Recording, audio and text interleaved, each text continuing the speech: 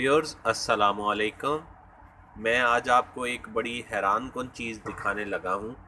ये मैंने तकरीबन 5 महीने पहले अंजीर का पौधा कलम से पैदा करके एक डिस्टेंपर वाले डब्बे में लगाया था। ये देखिएगा, ये आपके सामने है। और इसी सीज़न में इसने व्यूअर्स बेहतरीन किस्म के अंजीर जो है, ये मैं आपको दिखा रहा हूँ, इसको लगे हैं और मोटे मोटे, बहुत ज़बरदस्त। तो व्यूअर्स, ये बड़ी ज़बरदस्त बात है। आप भी कंटेनर्स के अंदर जो है वो पौधे लगा सकते हैं।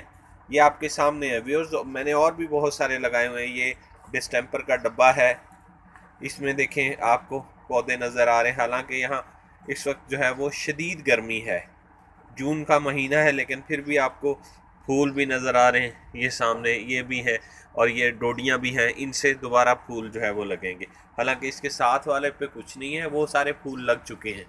तो ये सारी चीज़ें जो है ना व्यूअर्स, ये देखें, ये आपको नज़र आ रहे हैं, पूरी रविश है।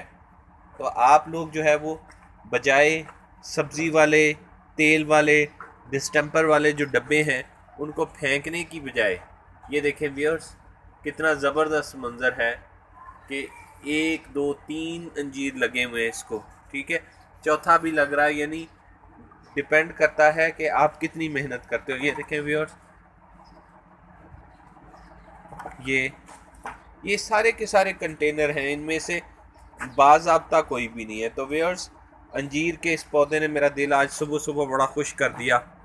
ये देखिए आप, आपके सामने ये प्लास्टिक के डब्बे में लगा हुआ है, कतन कोई इसमें बनावट नहीं है, बल्कि उसमें मैंने एक और कलम भी लगाई हुई थी। तो ये व्यूअर्स, आप जो है अपने घर में जितने भी कंटेनर्स होते हैं उनको ज़ाया मत करें।